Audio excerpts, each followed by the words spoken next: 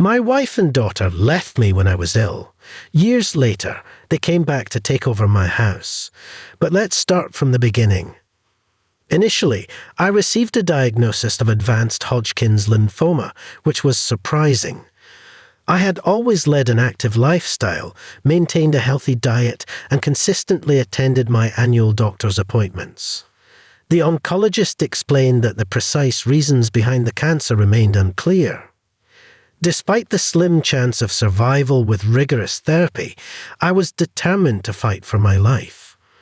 After receiving my diagnosis, I sat down with my wife of 15 years, Daisy, and our teenage daughter, Luna, to break the news to them. Understandably, they were devastated, but I reassured them that I would do my utmost to combat the disease. However, I couldn't help but worry about how this would affect our family dynamics. The doctor had warned me that the chemotherapy would be debilitating, and he mentioned that many marriages don't survive such treatments. Later that night, I expressed my concerns to my wife. She assured me that she would stand by me through sickness and do everything in her power to support me.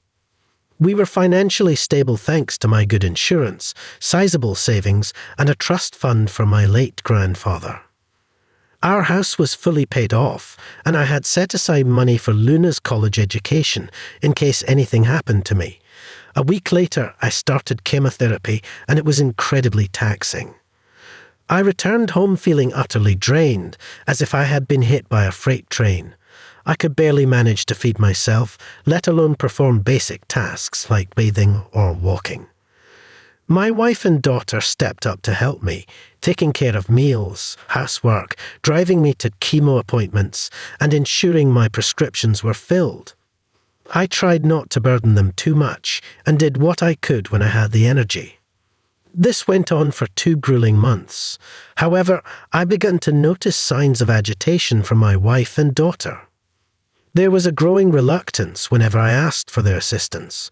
Even my daughter stopped responding when I requested something as simple as a glass of water or help getting some fresh air. Things reached a breaking point when I had an early chemo appointment one day. I realized I was running late, and my wife had not yet come down from our room. I called up to check on her, and she wearily suggested I take an Uber to the hospital because she was tired.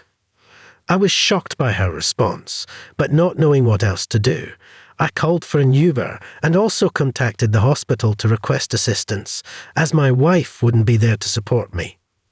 Fortunately, my Uber driver was incredibly kind and ensured I safely reached the hospital. She even offered to drive me back home after my treatment. I was grateful, but it was disheartening to rely on the kindness of strangers. When I returned home that day, the situation had taken a troubling turn. After a few hours of rest, I mustered the courage to confront my wife and daughter about their recent behavior. I had noticed the distinct chill in their demeanor lately, and it was becoming increasingly difficult to ignore. I asked them if they felt like I had become a burden on them. My wife, with a heavy sigh, admitted that they were feeling overwhelmed. My daughter timidly admitted she hadn't expected me to be so needy and demanding during my illness. I decided it was time to discuss possible solutions. I suggested hiring a nurse who could come in a few days a week to assist me with daily tasks and take me to my chemotherapy sessions to make things easier. Anticipating days when I'd be too weak to walk or even talk, I ordered a wheelchair. To my relief, they agreed to this proposal. I contacted the hospital for recommendations, and they sent me a nurse who was both sweet and stern. She made sure I never missed a chemo appointment, ensured I received my medication on time, and even crafted a comprehensive care plan that included healthy meals. Everything seemed to be improving as the doctors were pleased with my progress. However, despite my efforts to ease their burden, my wife and daughter still didn't seem content. My wife in particular began feeling as though the nurse was replacing her. I suggested that if she was willing to take on the responsibilities of taking me to chemo, filling prescriptions, and ensuring I ate and took my medication on time, we could part ways with the nurse. The only reason I had a nurse was that I had become too much for my wife to handle, and she reluctantly agreed to this compromise.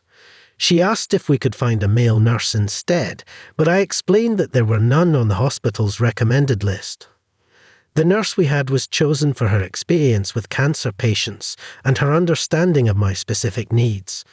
She was meticulous, attentive, and highly respectful towards both my wife and daughter.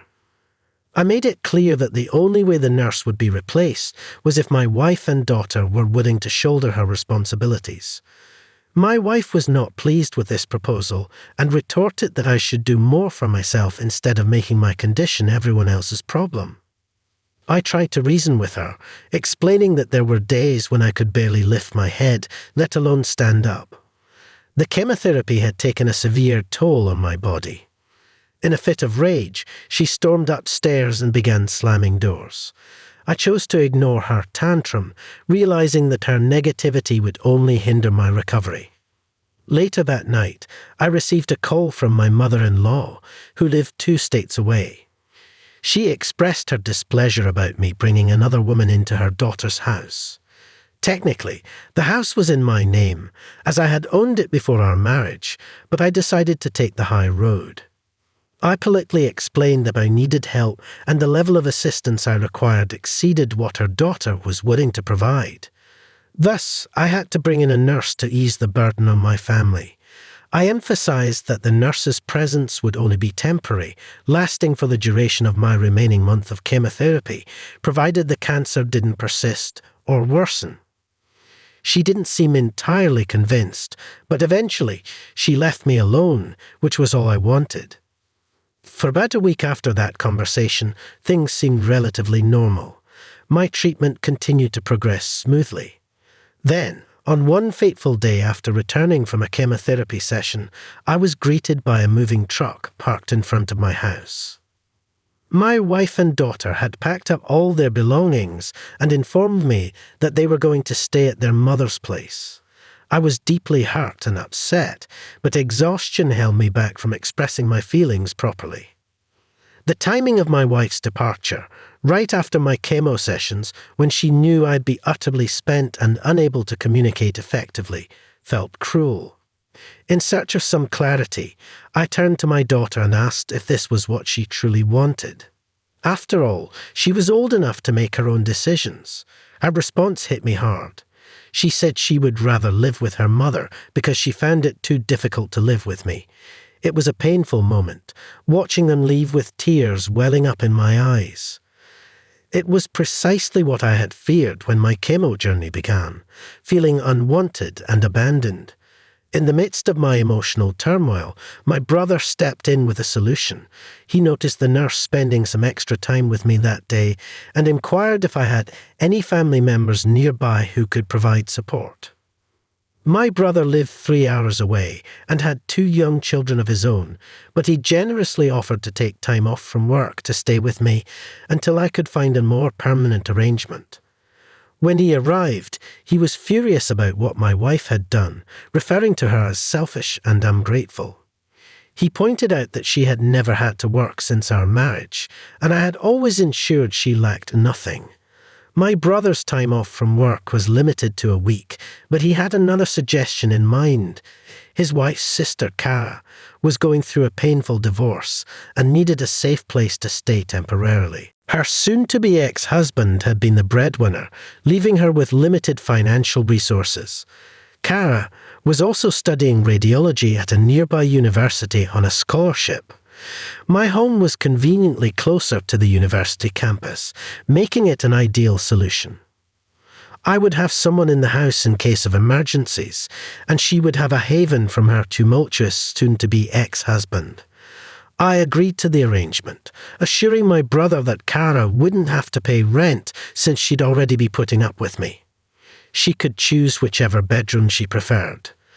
I didn't mind.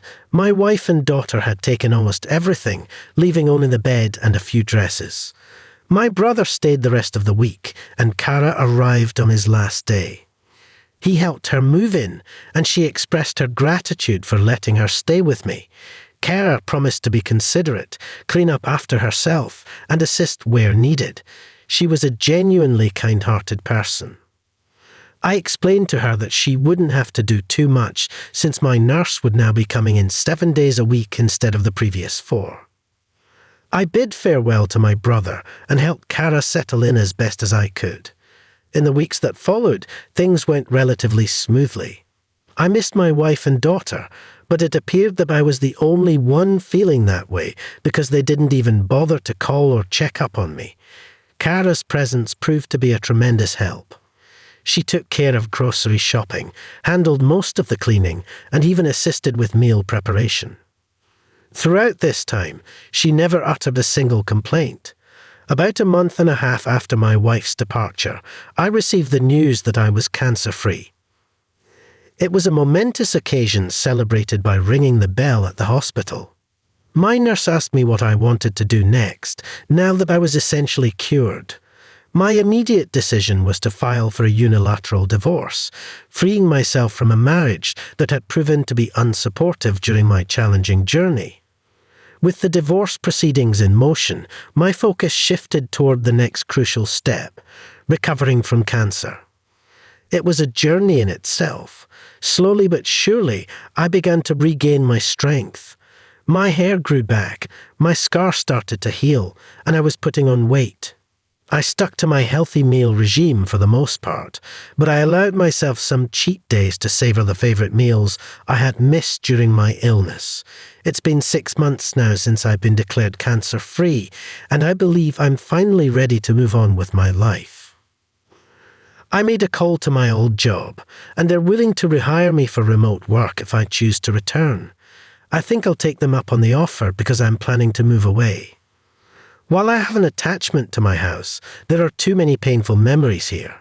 I yearn for a fresh start with something smaller. My wife doesn't know it yet, but I'm planning to give the house to Cara. She came through for me when I was at my lowest, showing immense kindness even though we were practically strangers. She's free to sell it as she wishes.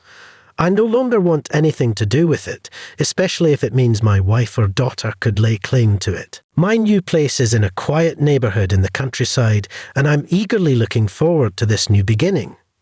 Hey, wife and daughter, it's been over a year since my initial diagnosis, and I've settled into my new place and neighborhood nicely. There are plenty of friendly folks around here, and I've made friends with my neighbors, including Sophia, who lives across the way.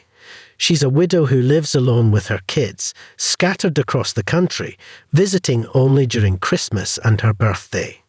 Sophia invited me to her porch for drinks and conversation, and she shared the heartbreaking story of losing her husband to lung cancer.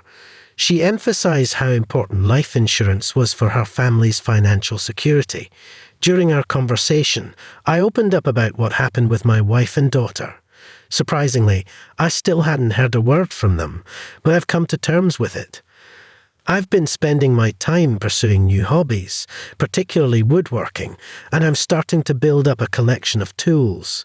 One day when I returned from the hardware store, Sophia informed me that she had noticed some people hanging around my house.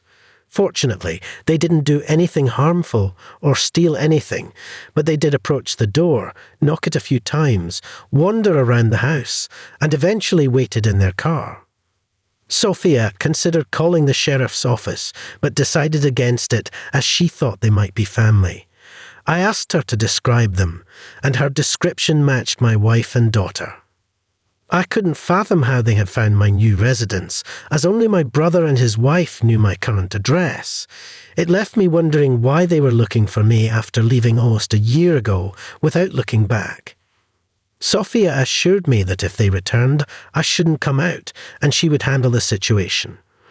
Frankly, I had no desire to interact with them after they abandoned me when I was at my lowest point. Later that night, I called my brother, who informed me that my wife and daughter had been harassing Cara and her roommate at my old house. Fortunately, Cara had documented proof that the house was now in her name, and she had explained that she had bought it for me, a smart move on her part. I felt bad that Cara had to go through this ordeal because of my family, so I called her directly to apologize. Hopefully, the next time they come around, I can resolve the situation for good. As for my wife, I'm not sure if she's aware of the unilateral divorce my lawyer sent a copy to her mother's house, but it's possible they mistook it for junk mail. Regardless, I've reached a point where I no longer care. She and I are no more. My wife and daughter showed up at the house again, but this time it was earlier in the day while I was working. I heard the knock and decided to check the security cameras, and sure enough, it was them. My ex-wife looked just as I remembered her, but Luna had grown significantly. She was practically a young woman now. I followed the plan Sophia and I had discussed, staying inside but moving closer to the door to hear them better. Sophia, ever the good neighbour, came over to greet them and introduced herself. My wife asked if she knew a man named Charlie who used to live there. Sophia sounded just as baffled as I was and questioned her use of used to. My wife explained that her husband, not ex-husband, had lived in this house before his recent untimely death following an extended hospital stay. My jaw hit the floor at this revelation because, to my knowledge, there was no record of my death anywhere, especially not at the hospital where I underwent treatment. My wife went on to claim that they were the next of kin, implying that the home was rightfully theirs. Sophia informed them that someone named Charlie did live there for a while, but clarified that he was a divorcee. She also shared that during our time as neighbours, I had informed her that my wife had left me and I had filed for a unilateral divorce. Sophia added that as far as she knew, I intended to bequeath all my assets to charity since I had no other family besides my brother. This was why she found it strange to see two women snooping around my house. The conversation fell into an uncomfortable silence before Sophia inquired if they had a death certificate or a will. They replied in the negative. Sophia explained that once they had those documents, they could take them to the county's record office. If they were indeed the rightful owners of the property, they could then get the deed in their name. My wife did not take kindly to this suggestion.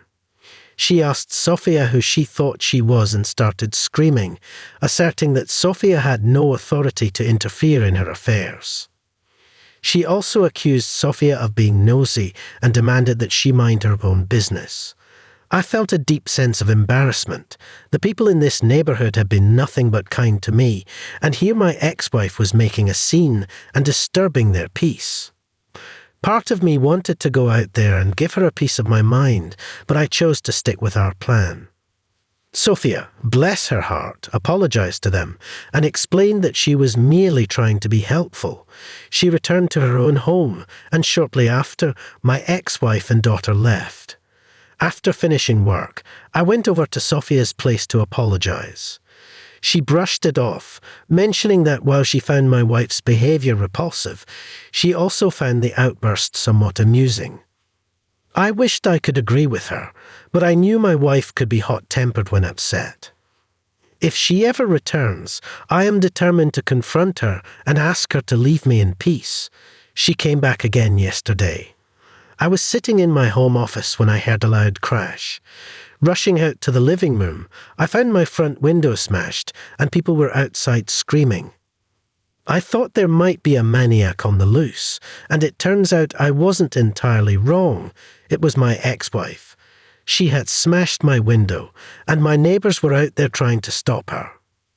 Apparently, she had been causing a ruckus for a while, but I hadn't heard it because I had my noise-cancelling headphones on while doing some QA work. Frankly, I wouldn't have heard her even if I hadn't paused the mic for a break. When I got outside, two of my elderly neighbours were doing their best to restrain my ex from causing more damage.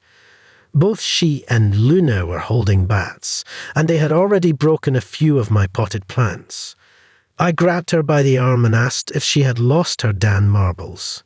Needless to say, she was shocked to see me, or rather, shocked to see me alive. I told both her and my daughter to get off my property before I called the cops. Unbeknownst to me, my neighbours had already placed the call. She seemed hurt by my words and asked why I hadn't contacted her after I got better. She insisted that she and Luna would have come back.